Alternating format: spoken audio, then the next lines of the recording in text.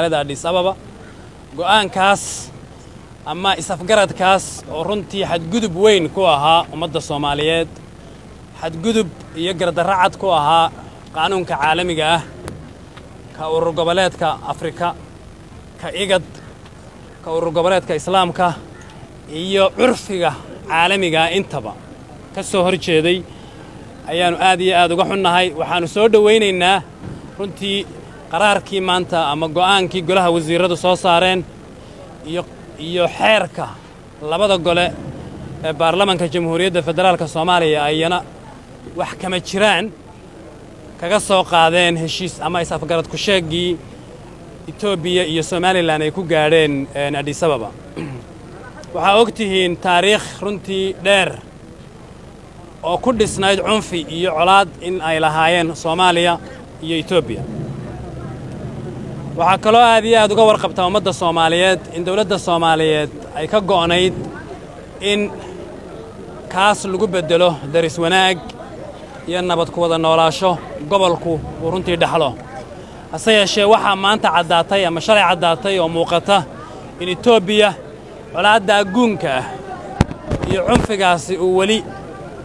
runtii dhuuxeeda hurdo ay ka go'an tahay in dawladda iyo dadka Soomaaliyeed la qaybiyo in la burburiyo in himiladii iyo yididiiladii la rabay in maxaan ku yiraahdaa la isku soo dhaweeyo Somaliland iyo Puntland maxaan ku yiraahdaa dawladda federaalka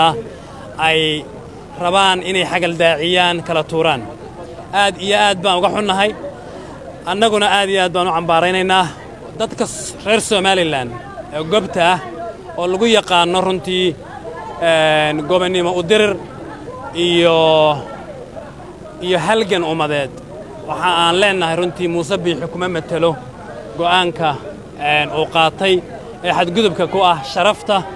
iyo karaamada ummadda Soomaaliyeed aad iyo aad baan runtii uga xunnahay waxaan u sheegaynaa ummadda Soomaaliyeed in la joogo waqti midnimo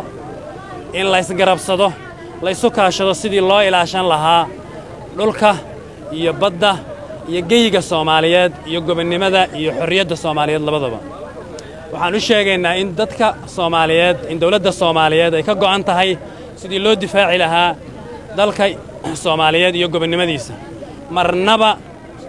aqbali mayno ummadda Soomaaliyeedna aqbali mayso in taako iyo ciddi ka mid ah dhulka Soomaaliyeed la qaato waxa kale oo aan ummadda Soomaaliyeed u sheegaynaa inay is abaabulaan runtii ka dhiidhiyaan dadka deegaanka ku nool waxaan u sheegaynaa kana codsanaynaa runtii kuna boorinaynaa inay doorkoodii lagu yaqaanay ee Soomaalinimo iyo doorkii lagu yaqaanay ee dhiifoonaanta iyo milgaha ku dhisnaa iyo dhiidhiga inay runtii ku waajahaan qadiyadan in laga hor yimaado aad iyo aad u mahadsantihiin waxaan